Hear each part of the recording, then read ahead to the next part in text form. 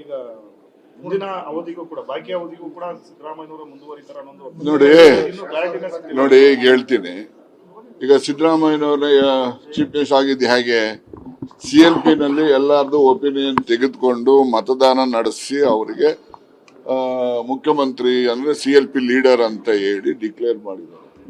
ಈಗಲೂ ಕೂಡ ಮುಖ್ಯಮಂತ್ರಿಯನ್ನು ಆಯ್ಕೆ ಮಾಡೋದು CLPನೇ ಹೊರತು ಬೇರೆ ಯಾರು ಅಲ್ಲ.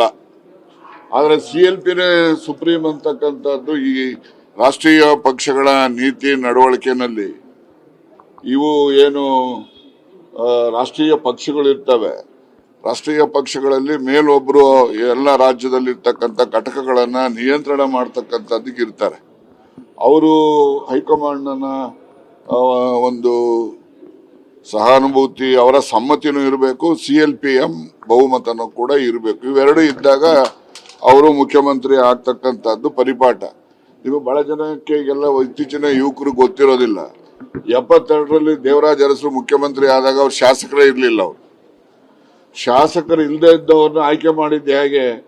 ಅಂದಿನ ಶಾಸಕಾಂಗ ಪಕ್ಷದ ಸದಸ್ಯರುಗಳ ಬಹುಮತದ ಆಧಾರದ ಮೇಲೆ.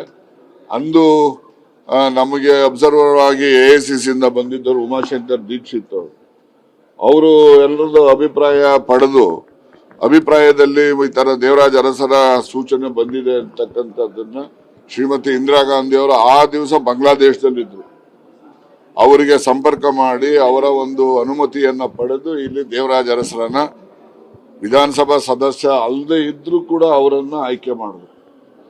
ಆಯ್ಕೆಗೆ ಕಾರಣ ಅಲ್ಲಿನ ಅಂದಿನ CLPಯ ಸದಸ್ಯರುಗಳ ಅಭಿಪ್ರಾಯ ಮತ್ತು ಹೈಕಮಾಂಡ್ನ ಸಹಮತಿ ಅದಿದ್ದರಿಂದ ಆಯ್ತೆ ಹೊರತು ಬೇರೆ ಯಾರೋ ಕೂತ್ಕೊಂಡು ಅದನ್ನು ತೀರ್ಮಾನ ಮಾಡಕ್ಕಾಗೋದಿಲ್ಲ. ಈಗ ಬದಲಾವಣೆ ಮಾಡಿ ಬೇರೆಯವ್ರಿಗೆ ಅವಕಾಶ ಕೊಟ್ರೆ ಮುಂಬರ್ತಕ್ಕಂಥ ಚುನಾವಣೆಗಳು ಕೂಡ ಅನುಕೂಲ ಆಗುತ್ತೆ ಅನ್ನೋ ವಾದನೂ ಕೂಡ. ನಾನು ಬಹಳ ಸರಿ ಹೇಳಿದ್ದೇನಪ್ಪ, ವಿಧಾನಸಭೆನಲ್ಲೂ ಭಾಷಣದಲ್ಲೂ ಹೇಳಿದ್ದೀನಿ. ಈಗ ಯಡಿಯೂರಪ್ಪ ಇಲ್ಲ ಅಂದ್ರೆ BJP ಇಲ್ಲ ಅಂತ ಹೇಳಿದೇನೋ ಇಲ್ವೋ? ಅಸೆಂಬ್ಲಿಲಿ ಹೇಳಿದ್ದೀನಿ. ಮತ್ತೆ ತಿರ್ಗಾ ಪದೇ ಪದೇ ಯಾಕೆ ಕೇಳ್ತೀರಿ? ಸಿದ್ದರಾಮಯ್ಯ ಇಲ್ಲ ಅಂದ್ರೆ ಕಾಂಗ್ರೆಸ್ ಇಲ್ವಾ ಸರ್? ಸಿದ್ದರಾಮಯ್ಯ ಇಲ್ಲ ಅಂದ್ರೆ ಕಾಂಗ್ರೆಸ್ ಇಲ್ವಾ ಅಂತ ಎಷ್ಟು ಸತಿ ಹೇಳ್ಬೇಕು? ಯಡಿಯೂರಪ್ಪ ಇಲ್ಲ ಅಂದ್ರೆ BJP ಇಲ್ಲ, ದೇವೇಗೌಡ ಅವ್ರ ಕುಟುಂಬ ಇಲ್ಲ ಅಂದ್ರೆ JDS ಇಲ್ಲ, ಸಿದ್ದರಾಮಯ್ಯ ಇಲ್ಲ ಅಂದ್ರೆ ಕಾಂಗ್ರೆಸ್ ಇಲ್ಲ. ಅಷ್ಟೇ. ನಡೀರಿ. ಮುಂದೆ ಕಾಂಗ್ರೆಸ್ ಪಕ್ಷ ಉಳಿಬೇಕು ಅನ್ನೋದಾದ್ರೆ ಹೈಕಮಾಂಡ್ ಅವ್ರು ಗಮನಿಸಬೇಕು. ಕಾಂಗ್ರೆಸ್ ಪಕ್ಷ ಎಲ್ಲ ಜಾತಿಯವರೆಗೂ ರಕ್ಷಣೆ ಮಾಡ್ತಕ್ಕಂಥದ್ದು ಕಾಂಗ್ರೆಸ್ ಪಕ್ಷ. ಈಗ ಉದಾಹರಣೆಗೆ ತಗೊಳ್ಳಿ, ದೇವರಾಜ ಅರಸರು ಅವ್ರಿಗೆ ಇನ್ನೊಬ್ಬ ಶಾಸಕ ಇಲ್ಲ ಅವ್ರ ಜಾತಿಯವರು. ವೀರಪ್ಪ ಮೊಯ್ಲಿ ಅವರು ಮುಖ್ಯಮಂತ್ರಿ ಆಗ್ಬೇಕಾದ್ರೆ ಇನ್ನೊಬ್ಬ ಶಾಸಕ ಅವ್ರ ಜಾತಿಯವರು ಇರ್ಲಿಲ್ಲ. ಧರ್ಮ್ ಸಿಂಗ್ ಮುಖ್ಯಮಂತ್ರಿ ಆಗ್ಬೇಕಾದ್ರೆ ಇನ್ನೊಬ್ಬ ಶಾಸಕ ಅವ್ರ ಜಾತಿಯಲ್ಲಿ ಇರ್ಲಿಲ್ಲ. ಆದ್ರೆ ಎಲ್ಲ ಸಣ್ಣ ಜಾತಿಗಳಿಗೂ ಕೂಡ ಅಧಿಕಾರವನ್ನ ಕೊಡ್ತಕ್ಕಂಥದ್ದು ಅಂದ್ರೆ ಕಾಂಗ್ರೆಸ್ ಪಕ್ಷ ಮಾತ್ರ.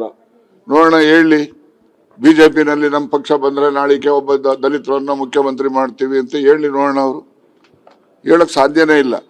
ಆದ್ರೆ ದಲಿತರಾಗಕ್ಕಾಗ್ಲಿ, ಅಲ್ಪಸಂಖ್ಯಾತರಾಗ್ಲಿಕ್ಕಾಗ್ಲಿ, ಇನ್ನೊಬ್ರು ಪರಿಶಿಷ್ಟ ವರ್ಗದವರಾಗ್ಬೇಕಾಗ್ಲಿ, ಅದಕ್ಕೆಲ್ರಿಗೂ ಕೂಡ ಏನಾದ್ರು ಅವಕಾಶ ಬರುತ್ತೆ ಅಂತಕ್ಕಂಥ ಆಸೆ ಇದ್ರೆ ಅದು ಕಾಂಗ್ರೆಸ್ ಪಕ್ಷದ ಮೇಲೆ ಮಾತ್ರ ಭರವಸೆ ಇಡುತ್ತೆ. ಆಗ್ತಾರ್ರಿ, ಏನು ಆಕಾಶದಿಂದ ಒಂದೇ ಸರಿ ಹಿಡಿಯಕ್ ಆಗ್ತದ?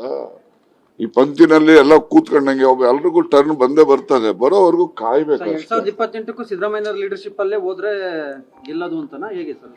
ನೋಡಪ್ಪ, ಅವರು ಈಸ್ ಎ ಮಾಸ್ ಪುಲ್ಲರ್. ಅವರು ಗೊತ್ತಾಯ್ತಾ? ಸುಮ್ಮನೆ ಅಸೂಯೆಗೆ ಯಾರು ಏನ್ ಬೇಕಾದ್ರೂ ಹೇಳ್ಕೋಬಹುದು. ಅವರು ಮಾಸ್ ಪುಲ್ಲರ್ ಇರೋದ್ರಿಂದ ಅವ್ರಿದ್ರೆ ಕಾಂಗ್ರೆಸ್ ಪಕ್ಷಕ್ಕೆ ಮತಗಳು ಬರ್ತಕ್ಕಂಥದ್ದು. ಇಲ್ಲ ಅಂತ ಹೇಳೋದು ಸಾಧ್ಯ ಇಲ್ಲ ಅಂತ ನನ್ನ ವೈಯಕ್ತಿಕ ಅಭಿಪ್ರಾಯ. ಅದು ಯಾರು ಒಪ್ಪೋದು ಬಿಡ್ಬೋದು, ಅದು ಅವ್ರವ್ರಿಗೆ ಸೇರಿದ್ದು.